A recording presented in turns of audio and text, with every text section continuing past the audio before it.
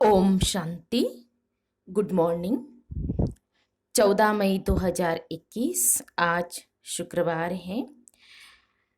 प्यारे बाबा ने आज की मुरली में कहा है कि बच्चे, हमेशा तुम्हें नशा होना चाहिए कि तुम अभी शूद्र से ब्राह्मण बने हो।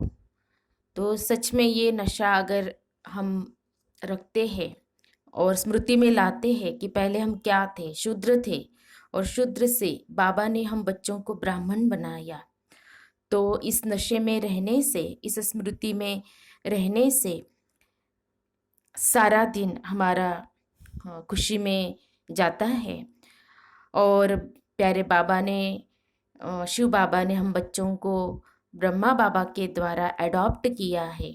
यह नशा, यह स्मृति भी हमें रहती है तो सारा दिन हमारा अच्छा जाता है, खुशी में जाता है। फिर बाबा ने कहा है कि कौन सा जो गुह्य राज है, जो तुम ब्राह्मण बच्चे, और उसमें भी ब्राह्मण बच्चों में भी जो सतयुग में उच्च पद पाने वाले हैं, उच्च कुल में जाने वाले हैं, वो अच्छी तरह से जानते हैं। तो ऐसा कौन सा राज है? तो वो राज है कि शिव बाबा हमारे पिता है और ब्रह्मा बाबा हमारी माता है। ये जो गुह्य राज है, ये ब्राह्मण बच्चे ही जानते हैं। और ब्राह्मण बच्चों में भी जो उच्च कुल में उच्च पद पाने वाले हैं, वो अच्छी तरह से जानते हैं।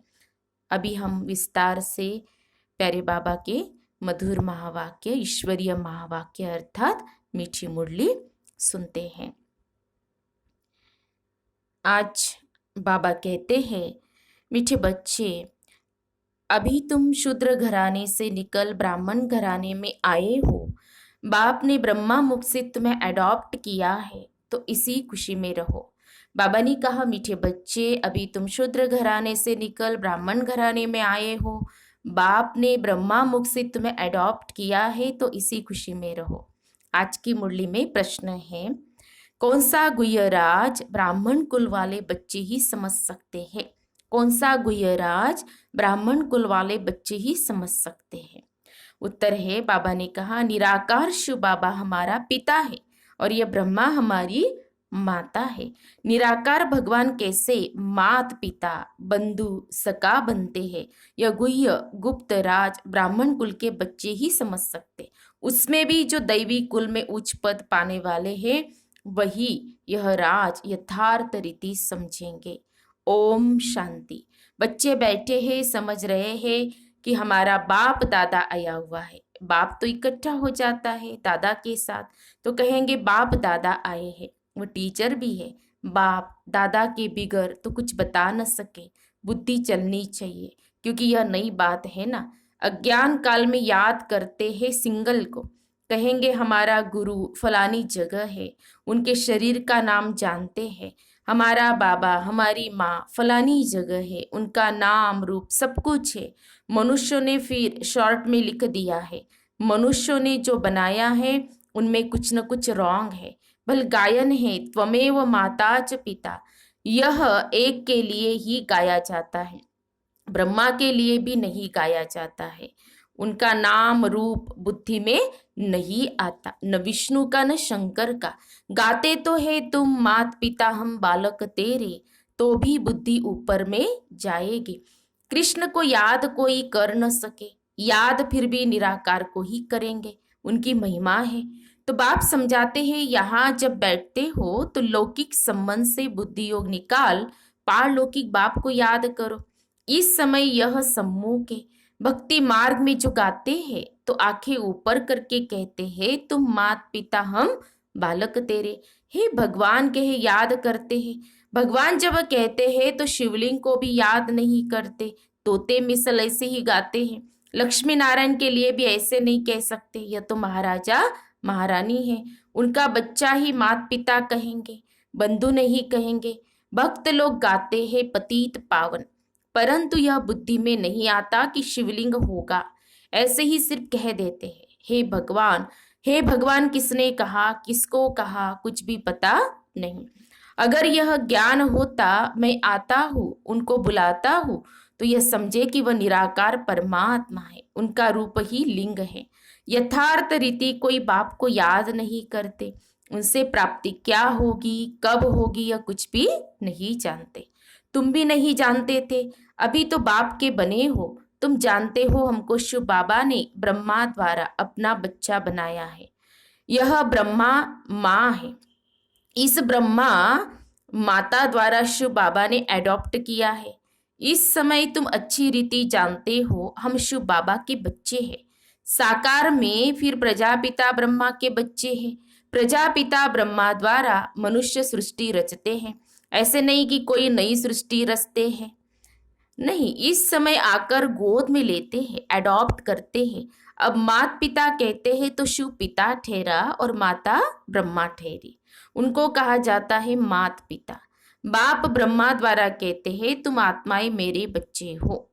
बाप ब्रह्मा द्वारा कहते हैं तुम आत्माएं मेरे बच्चे हो। फिर आत्मा को बैठ पहचान देते हैं कि आत्मा क्या है। कहते भी है भ्रुकुटी के बीच में रहती है, स्टार मिसल है और कुछ भी नहीं जानते। यह कह न सके कि आत्मा 84 जन्म भोगती है। आत्मा शरीर द्वारा पार्ट बजाती है, भिन्न भिन्न नाम रूप देश काल से आत्मा एक शरीर छोड़ती है तो सारा परिवार ही बदल जाता है। कोई एडॉप्ट करते हैं तो परिवार ही बदल जाता है। माता पिता जिससे जन्म लिया उनको भी जानते हैं, फिर जो एडॉप्ट करते हैं उनके घर का बन जाते हैं। तो यहाँ बाबा कहते तुम शूद्र घराने से निकल अब ब्राह्मण घराने में आए हो। ब्रह्मा तन से तुमको एडॉप्ट किया, तुम तो ब्राह्मण कुल में आ गए। यह बातें शास्त्रों में नहीं लिखी जा सकती, ये समझाया जाता है, लिखने से कोई समझते नहीं। अभी तुम बच्चे ही जानते हो हम परम पिता परमात्मा की संतान बने हैं। यह हो गई माँ। ब्रह्मा को प्रजापिता ही कहते हैं। इस द्वारा तुम बच्चों को एडॉप्ट करता हो। ये कितनी गुप्त बातें हैं, सिवाय सम्मुख के कोई समझ न सके। समझेंगे भी वह जो इस ब्राह्मण कुल के होंगे, दैवी कुल में उच्च पद पाने वाले होंगे। नए किसकी बुद्धि में यह बातें बैठेंगी नहीं, न बुद्धि में बैठेगा न किसको समझा सकेंगे। तुम्हारे में भी नंबरवार पुरुषार्थ अनुसार है जिनकी बुद्धि में बैठता है। गाया जाता है त्वमेव माताच पिता, याद किया जाता है शिव बाबा को।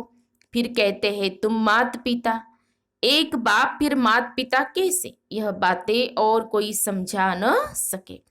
जैसे शास्त्रों में व्यास ने जो लिखा है वह मनुष्यों ने कंठ कर लिया है, वैसे तुमको भी कहेंगे तुमको कोई ने बताया है, तुमने कंठ कर दिया है।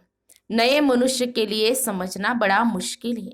यहाँ रहने वाले भी कोई किसको इतना भी समझा नहीं सकते। तुम आत्मा हो, तुम्हारा बाप परम पिता परमात्मा है। वह बेहद का बाप ही बेहद का वर्षा देते हैं। वर्षा दिया था, फिर पुनर्जन्म लेते लेते 84 जन्म पूरे हुए। अब बाप फिर वर्षा देने आए हैं। यह किसको समझाना कितना सहज है। तुम मात पिता किसको कहा जाता है, विचार की बात है ना। ब्रह्मा द्वारा एडॉप्ट करते हैं, फिर माँ भी जरूर चाहिए।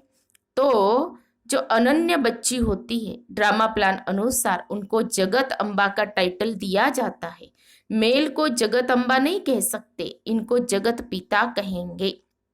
इनका प्रजापिता नाम मशहूर है। अच्छा, प्रजा माता कहा तो अडॉप्ट किया जाता है माता को। आदि देव तो है, फिर आदि देवी को मुकर्रर किया जाता है। जगत अम्बा तो एक ही है, उनकी ही महिमा है। जगत अम्बा पर कितना मेला लगता है, परंतु उनके ऑक्यूपेशन को कोई नहीं जानते। कलकत्ते में काली का मंदिर है, बॉम्बे में भी जगत अम्बा का मंदिर है। शक्ल अलग अलग है, जगत अम्बा है कौन यह कोई नहीं जानते। उनको भी भगवती कहते हैं। अब जगत अम्बा को भगवती नहीं कह सकते, वह तो ब्राह्मणी है, ज्ञान ज्ञानेश्वरी है, उनको बाप से ज्ञान मिला है। तुम सब जगत अम्बा के बच्चे हो, ज्ञान सुनकर फिर सुनाते हो। तुम्हारा धंधा ही यह हुआ। तुमको ईश्वर पढ़ाते हैं, कोई मनुष्य नहीं पढ़ाते हैं। यह ब्रह्मा भी तो मनुष्य है। मनुष्य कोई को भी पावन बना नहीं सकते। मनुष्य कोई को भी पावन बना नहीं सकते। मनुष्यों की बुद्धि इतनी डल हो गई है जो कुछ भी समझते नहीं है। पतित पावन तो एक ही बाप है, वह आते ही है पतितों को पावन बनाने। ये सारी दुनिया तमो प्रधान है, सब पतित है। नई दुनिया पावन, पुरानी दुनिया पतित। पुरानी दुनिया में है नरकवासी, नई दुनिया में है स्वर्गवासी। बुद्धि भी कहती है सतयुग में सिर्फ भारतवासी देवी देवताएं होंगे और कोई नहीं थे। अभी तुम बच्चों को यह ज्ञान मिला है। नई दुनिया में पहले सूर्यवंशी देवता थे, फिर चंद्रवंशी हुए। तो सूर्यवंशी पास्ट हो गए, चंद्रवंशी के बाद फिर वैश्यवंशी आते हैं। बरोबर लक्ष्मी नारायण का राज्य था। अच्छा, उनके आगे क्या था यह कोई समझ न सके। तुम बच्चों को बाप ने चक्र का राज समझाया है। द्वापर में है वैश्यवंशी, कलयुग में होते हैं शूद्रवंशी। अभी तुम जानते हो हम ब्राह्मण बने हैं, तुमको बाप ने अपना बनाया है, अर्थात शूद्र धर्म से देवता धर्म में ट्रांसफर किया है। अब सूर्यवंशी चंद्रवंशी तो है नहीं, न लक्ष्मी नारायण का राज्य है न राम राज्य है। अब है कलयुग का अंत। कलयुग के बाद जरूर सतयुग आएगा। कलयुग में यह पुरानी पतित दुनिया है, महान दुखी है। इसलिए देवताओं की जाकर महिमा गाते हैं, माथा टेकते हैं। अच्छा, लक्ष्मी नारायण को यह राज्य किसने दिया? कोई है जो बता सके? कोई के भी ख्याल में नहीं होगा, क्योंकि बुद्धि में है कलयुग अभी बच्चा है। 40,000 वर्ष पड़े हैं, इसलिए यह ख्याल आते ही नहीं। अभी तुमको यह ख्याल आता है। कई बच्चे कहते हमें याद नहीं रहती। क्यों नहीं रहती? तो क्योंकि सवेरे सवेरे उठकर याद में बैठकर धारणा नहीं करते, समझते भी है फिर किसको समझा नहीं सकते। ये तो जरूर होगा। सब एकरस तो समझदार बन न सके। समझदार भी चाहिए, बेसमझ भी चाहिए। बहुत समझदार तो जाकर राजा रानी बनेंगे।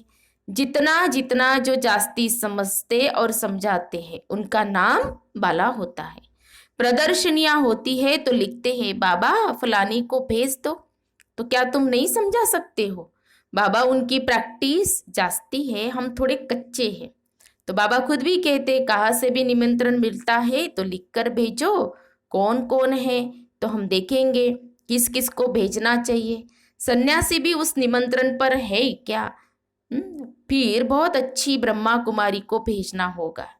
अच्छा, फिर कुमार का है प्रकाशमणि, आदरणीय प्रकाशमणि दादी जी, मनोहर है, गंगे है। इसमें से किसी को भेज दो। बच्चे तो ढेर है, जगदीश को भेज दो, रमेश को भेज दो।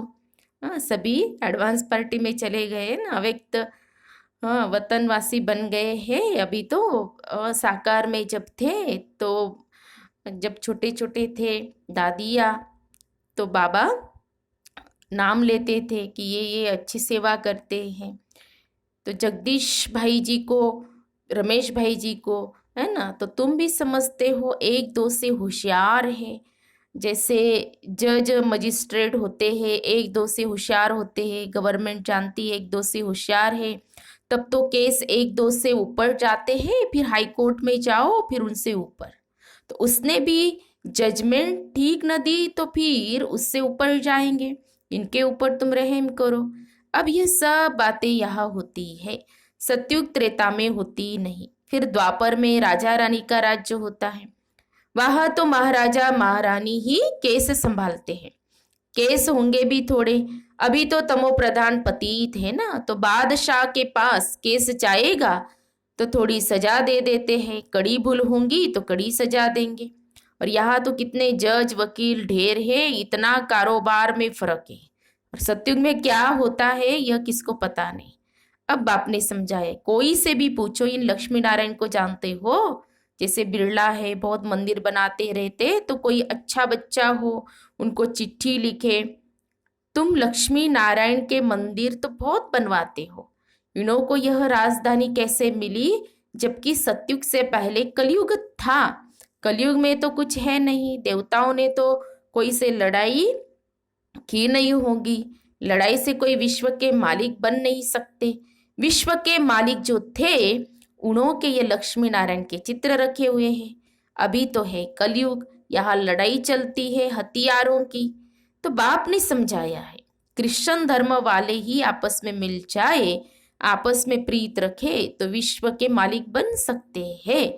परंतु विश्व के मालिक तो लक्ष्मी नारायण ही बनते हैं, क्योंकि बाबा ने कहा ना ये लॉ नहीं है। बुद्धि कहती है ये आपस में मिल जाए तो मालिक बन सकते, परंतु सत्युग में किंग क्वीन तो कोई बन न सके। ड्रामा ही ऐसा बना हुआ है। अभी हम फिर से योग बल से स्वर्ग का वर्षा ले रहे हैं। तुम बता सकते हो कल्प पहले भी संगम पर बाप से पद पाया है, 84 जन्म पूरे हुए फिर से वर्षा ले रहे हैं। अच्छा, मीठे मीठे सिखी लदे बच्चों प्रति माता पिता बाप दादा का याद प्यार और गुड मॉर्निंग। रूहानी बाप की रूहानी बच्चों को नमस्ते। हम रूहानी बच्चों की रूहानी बाप दादा को याद प्यार और नमस्ते नमस्ते। ओम शांति ओम शांति ओम शांति। गुड मॉर्निंग बाबा, शुक्रिया बाबा, थैंक्स बाबा, पद्मा पदम, शुक्रिया बाबा। धारणा के लिए मुख्य सार, आज की मुरली का सार 2 पॉइंट में। पहली पॉइंट है स्वयं में धारणा करने और दूसरों को कराने के लिए सवेरे सवेरे उठकर बाप की याद में बैठना है। जो समझा है उसे दूसरों को समझाने की प्रैक्टिस करनी है। दूसरी पॉइंट, लौकिक संबंधों से बुद्धि योग निकाल एक पारलौकिक बाप को याद करना है। बाप से जो ज्ञान मिला है वह सुनकर सबको सुनाना है, यही तुम्हारा धंधा है। बाप से जो ज्ञान मिला है वह सुनकर सबको सुनाना है, यही तुम्हारा धंधा है। फिर आज की मुरली में प्यारे बाबा का वरदान है, अपनी संपूर्ण स्टेज द्वारा सर्व प्रकार की अधीनता समाप्त करने वाले प्रकृति जीत भव। अपनी संपूर्ण स्टेज द्वारा सर्व प्रकार की अधीनता समाप्त करने वाले प्रकृति जीत भव। स्पष्टीकरण है, जब आप अपनी संपूर्ण स्टेज पर स्थित होंगे तो प्रकृति पर भी विजय अर्थात अधिकार का अनुभव होगा।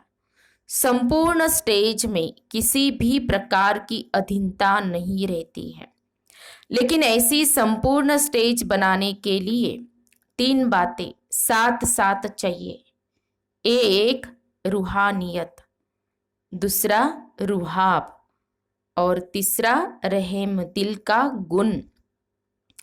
जब यह तीनों बातें प्रत्यक्ष रूप में, स्थिति में, चेहरे व कर्म में दिखाई दे तब कहेंगे अधिकारी व प्रकृति जीत आत्मा। 3 बातें बताई बाबा ने, रूहानियत, रूहाब और रहम दिल। फिर स्लोगन है, श्रीमत की लगाम मजबूत है तो मन रूपी घोड़ा भाग नहीं सकता। श्रीमत की लगाम मजबूत है तो मन रूपी घोड़ा भाग नहीं सकता। कल की मुरली में बाबा ने कहा था, जिसका मन अपने वश में है वही मनमना भव हो सकता है, इस स्लोगन में बताया था। तो हम सब ने सुने प्यारे बाबा के मधुर महावाक्य, ईश्वरीय महावाक्य। तो आज प्यारे बाबा ने हम बच्चों को नशे में रहने के लिए कहा है ना, कि बाबा ने हमें क्या बनाया, शूद्र से ब्राह्मण बनाया है। कहाँ हम पढ़े हुए थे, ज्ञान नहीं था तो हमारी क्या पहचान थी, हमारा क्या था। अब हमें ही सोचना है ना, कि बाबा ने हमें क्या बनाया, क्या से क्या बनाया। तो अभी हम कौन बने हैं, ब्राह्मण बने हैं, सच्चे सच्चे ब्राह्मण। और शिव बाबा ने हम बच्चों को ब्रह्मा बाबा के द्वारा क्या किया है, एडॉप्ट किया है। हाँ, तो इस नशे में रहना है। शूद्र घराने से ब्राह्मण घराने में आ गए और भविष्य में हम दैवी घराने में होंगे। और बाबा ने कहा कि जो शिव बाबा हमारे पिता है, ब्रह्मा बाबा हमारी माँ है, और भी संबंध है। तो ये जो गुह्य राज है, जो दैवी घराने में उच्च पद पाने वाले, वो अच्छी तरह से जानते हैं। तो आज हम सारा दिन ये इसी नशे में हम रहेंगे कि मैं कौन हूँ, सच्चा सच्चा ब्राह्मण हो। इस नशे में हम रहेंगे। और वरदान में जैसे संपूर्ण स्टेज के लिए जो 3 बातें बताई, रूहानियत, रूहाब और रहम दिल, है ना, तो उस पर भी हम अटेंशन देंगे। अच्छा, ओम शांति, ओम शांति, ओम शांति।